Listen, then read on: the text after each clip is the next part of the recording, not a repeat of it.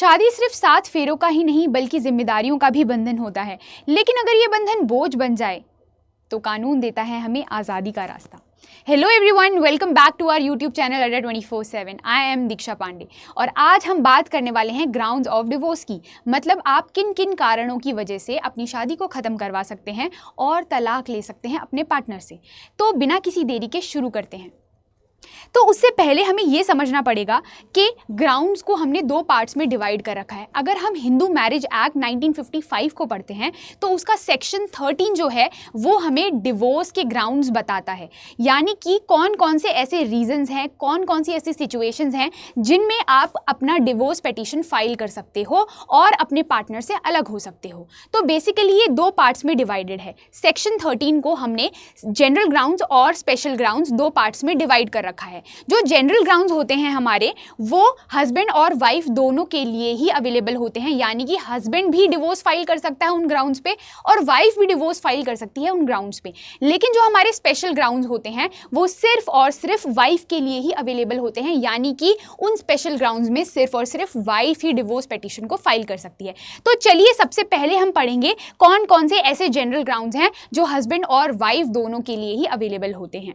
तो हमारा पहला ग्राउंड है अडल्ट्री का। अडल्ट्री का क्या मतलब होता है, यानी कि अगर आपका कोई पार्टनर है वो आपके अलावा किसी और के साथ कोई किसी भी तरीके का सेक्सुअल इन्वॉल्वमेंट रखता है या फिर उसके साथ किसी भी तरीके की सेक्सुअल इंटरकोर्स में इन्वॉल्व होता है, तो उस केस में हम मानते हैं कि वो उसने अडल्ट्री कर दी है और जो विमेन होगी वो मतलब अपने हस्बैंड के अगेंस्ट में डिवोर्स पिटीशन फाइल कर सकती है। ये हस्बैंड भी अपनी वाइफ के अगेंस्ट में कर सकता है, यानी कि वाइस वर्सा अगर उसकी वाइफ किसी और मेल पर्सन के साथ किसी भी तरीके के सेक्सुअल इंटरकोर्स में होती है या सेक्सुअल एक्टिविटी में इन्वॉल्व होती है तो हस्बैंड भी डिवोर्स फाइल कर सकता है और अपनी वाइफ से तलाक ले सकता है।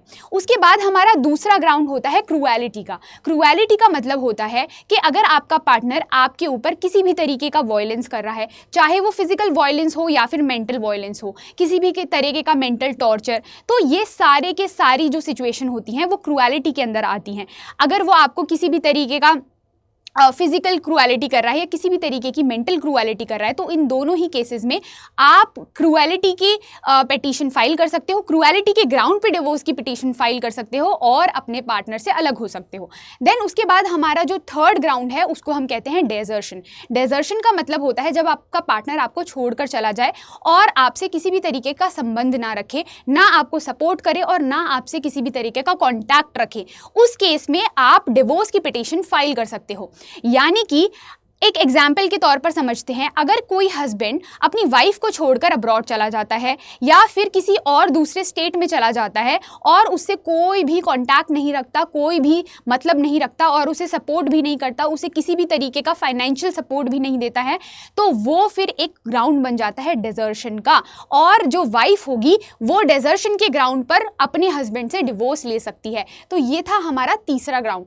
चौथा हमारा ग्राउंड है कन्वर्जन का, यानी कि अगर आपका पार्टनर किसी दूसरे रिलीजन को अपना लेता है। अगर विमेन है वो हिंदू थी लेकिन उसने कोई दूसरा रिलीजन अपना लिया, यानी कि वो क्रिश्चियन बन गई या फिर उसने इस्लाम अपना लिया, तो फिर जो उसका पार्टनर होगा वो उससे डिवोर्स मांग सकता है कन्वर्जन के ग्राउंड पर। यानी कि अगर वो हिंदू से किसी और धर्म में कन्वर्ट हो चुकी है तो अब यहां पर डिवोर्स की पिटीशन फाइल की जा सकती है। देन उसके बाद हमारा नेक्स्ट ग्राउंड होता है मेंटल डिसऑर्डर का। मेंटल डिसऑर्डर का मतलब ये है कि अगर आपका पार्टनर अनसाउंड माइंड का हो जाता है, यानी दिमागी मरीज हो जाता है, दिमागी पागल हो जाता है, उस केस में भी आप अपने पार्टनर से अलग हो सकते हैं और डिवोर्स की मांग कर सकते हैं। इसी को हम कहते हैं मेंटल डिसऑर्डर। जैसे कि आपने स्किज़ोफ्रेनिया का नाम सुना होगा, इसके अंदर जो पर्सन होता है उसको एक तरीके का मेंटल डिसऑर्डर होता है जिसमें वो ये नहीं अंडरस्टैंड कर पाता कि वो डिल्यूजनल लाइफ में जी रहा है या फिर रियल लाइफ में, और वो हर चीज़ को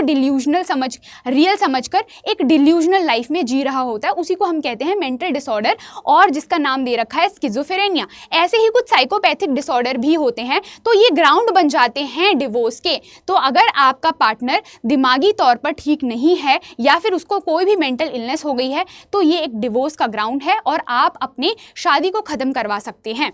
देन उसके बाद जो हमारा नेक्स्ट ग्राउंड होता है वो होता है वेरिनल डिजीज़ का। मतलब कि अगर आपके पार्टनर को किसी भी तरीके की डिजीज़ है जो कि कम्युनिकेबल है, यानी कि सेक्सुअली ट्रांसमिटेड है, सेक्सुअल एक्टिविटी के द्वारा वो जो डिजीज़ होगी वो आप तक भी पहुंच सकती है और आप भी उस डिजीज़ के शिकार हो सकते हैं, उस बीमारी के शिकार हो सकते हैं, जैसे कि HIV। ठीक है, तो HIV में क्या होता है कि अगर किसी एक पार्टनर को HIV है और अगर उन दोनों के बीच में कोई भी सेक्सुअल इंटरकोर्स होता है या सेक्सुअल एक्टिविटी होती है तो HIV फैलने के चांसेस होते हैं दूसरे पार्टनर को। तो ये भी एक ग्राउंड होता है कि अगर आपके पार्टनर को कोई भी ऐसी कम्युनिकेबल डिजीज़ है जो कि सेक्सुअली ट्रांसमिटेड है, तो उस केस में आप अपने पार्टनर को तलाक दे सकते हैं और डिवोर्स फाइल कर सकते हैं। देन उसके बाद हमारा नेक्स्ट ग्राउंड होता है रिनंसिएशन का। मतलब कि अगर आपका स्पाउस सब कुछ छोड़कर चला जाए, यानी पूरी दुनियादारी को त्याग दे और साधु महात्मा बन जाए या फिर तपस्वी बन जाए, तपस्या पर चला जाए, तो उस केस में जो दूसरा पार्टनर होगा वो अपने पार्टनर से डिवोर्स मांग सकता है और ये एक ग्राउंड होता है डिवोर्स का। देन उसके बाद हम बात करते हैं प्रिज्यूम्ड डेथ की। मतलब कि अगर आपका पार्टनर गुमशुदा है, लापता है और उसका कोई भी उसके बारे में जानकारी नहीं है कि वो जिंदा है या फिर वो मर चुका है या फिर वो कहाँ पर है, किस पोजीशन में है, किस स्टेट में है, उसके बारे में आपको कुछ भी इंफॉर्मेशन नहीं है, 7 साल और उससे ज़्यादा का समय हो चुका है, इस केस के अंदर भी आप डिवोर्स फाइल कर सकते हो अगर उसके बारे में किसी को भी कोई भी जानकारी नहीं है। तो ये भी एक ग्राउंड होता है डिवोर्स का। देन उसके बाद कुछ एडिशनल ग्राउंड्स भी दिए गए हैं जो कि सेक्शन 13(1)(a) के अंडर मेंशन्ड हैं। तो ये ग्राउंड्स में भी हस्बैंड या वाइफ दोनों में से कोई भी आपसे डिवोर्स ले सकता है। तो पहला ग्राउंड ये होता है कि अगर जुडिशियल सेपरेशन दे दिया है कोर्ट ने और उसके बाद भी आप 1 साल तक एक दूसरे के साथ नहीं रह रहे हो, साथ में नहीं रह रहे हो, तो इस केस में कोर्ट आपको डिवोर्स दे देगा। वो ये समझेगा कि हमने इनको जुडिशियल सेपरेशन दिया ताकि इनको थोड़ा टाइम मिल सके अपनी जितनी भी जो भी प्रॉब्लम्स थी उनको सॉर्ट आउट करके एक साथ वो वापस से हैप्पीली रह सके। लेकिन ऐसा कुछ भी नहीं हुआ है और यहाँ पर जुडिशियल सेपरेशन के बाद भी किसी भी तरीके का कोहैबिटेशन हमें देखने को नहीं मिल रहा है, तो उस केस में कोर्ट आपको डिवोर्स दे देता है। उसके बाद हम हमारे नेक्स्ट ग्राउंड की बात करते हैं जो कि है no restitution of conjugal right. इसका मतलब होता है कि अगर कोर्ट ने आपको ऐसा ऑर्डर दिया है कि आप दोनों को ही साथ में रहना है रेस्टिट्यूशन ऑफ कॉन्जुगल राइट्स के अंडर में, लेकिन अगर दोनों में से कोई भी एक पार्टनर मना कर देता है और उसको कंप्लाई नहीं करता, कोर्ट के ऑर्डर को नहीं मानता है और दोनों ही अलग अलग रह रहे होते हैं और इस बात को 1 साल हो चुका होता है, तो इस केस में भी आप वापस से पिटीशन फाइल कर सकते हो डिवोर्स की और डिवोर्स मांग सकते हो। देन उसके बाद फिर हम बात करते हैं कि अब ऐसे कौन कौन से स्पेशल ग्राउंड्स हैं जिस पे सिर्फ और सिर्फ विमेन ही डिवोर्स फाइल कर सकती हैं, मेन के पास कोई अधिकार नहीं है डिवोर्स फाइल करने का। तो सबसे पहला ग्राउंड होता है हमारा बाइगेमी का। मतलब कि अगर कोई हस्बैंड किसी और के साथ शादी कर लेता है, यानी कि उसकी जो फर्स्ट वाइफ है वो जिंदा है और उसके साथ रह रही है और वो किसी और महिला से शादी कर लेता है और दूसरी शादी कर लेता है, तो इस केस में हम कहेंगे कि उसने बाइगेमी कर दी है और ये एक ग्राउंड होता है डिवोर्स का, यानी कि उसकी जो फर्स्ट वाइफ है जिससे उसने सबसे पहले शादी की थी वो उससे तलाक ले सकती है। देन उसके बाद हमारा नेक्स्ट ग्राउंड है सेक्सुअल ऑफेंसेस बाय हस्बैंड। यानी कि अगर हस्बैंड ने कोई भी सेक्सुअल ऑफेंस किया है, यानी कि किसी का रेप कर दिया है या उसका भी रेप किया है जो कि उसकी वाइफ है, तो इस केस के अंदर भी वो ग्राउंड बन जाता है डिवोर्स का और वाइफ उसे डिवोर्स ले सकती है। अगर उसने बेस्टैलिटी की है या फिर उसने सोडोमी की है, जिसको हम अननेचुरल ऑफेंसेस भी कहते हैं, जो कि हमारे जैसे कि कोई ऐसा ऑफेंसेस है जिसमें एक मेल ने एक एनिमल के साथ कोई सेक्सुअल अब्यूज़ कर दिया है, तो उसको हम कहते हैं बेस्टैलिटी। इस केस के अंदर भी जो वाइफ होगी वो अपने हस्बैंड से तलाक ले सकती है, डिवोर्स ले सकती है। और हमारा हमारा जो फिर नेक्स्ट ग्राउंड आता है वो आता है मेंटेनेंस प्लस नो कोहैबिटेशन का।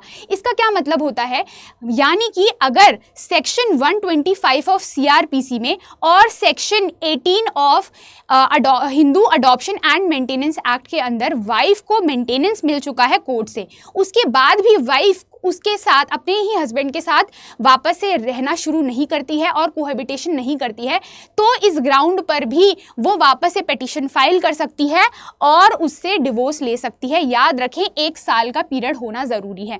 देन उसके बाद चाइल्ड मैरिज रेप्यूडिएशन भी एक तरीके का ग्राउंड होता है, यानी कि अगर किसी भी पर्सन की, मतलब किसी भी विमेन की शादी हो जाती है 15 साल की कम उम्र में, जिसको हम चाइल्ड मैरिज भी कहते हैं, तो चाइल्ड मैरिज को वो ख़त्म करवाने के लिए और कैंसिल आउट करवाने के लिए जब वो 15 साल की उम्र से ज़्यादा की हो जाएगी तो फिर वो अपनी चाइल्ड मैरिज को ख़त्म करवा सकती है, रेप्यूडिएट करवा सकती है, और 15 से 18 साल तक का ही उसको टाइम मिलेगा, मतलब कि 15 के बाद और 18 से पहले, इस टाइम पीरियड में उसको अपनी चाइल्ड मैरिज को ख़त्म करवाना पड़ेगा। तो ये सारे ग्राउंड्स दिए गए हैं जो कि सिर्फ और सिर्फ एक वाइफ को ही अधिकार देता है, यानी कि एक वुमेन को ही अधिकार देता है कि वो इन सारे ही ग्राउंड्स पे डिवोर्स ले सके। आई होप कि आपको समझ में आ गए होंगे ये सारे के सारे ग्राउंड्स जो कि हमारे पार्ट ए और पार्ट बी के अंदर दिए गए थे। Do let me know in the comment section कि आपकी क्या राय है इस सब्जेक्ट मैटर के ऊपर। Thank you so much for watching. Till then stay safe and stay empowered. Meet you in the next video.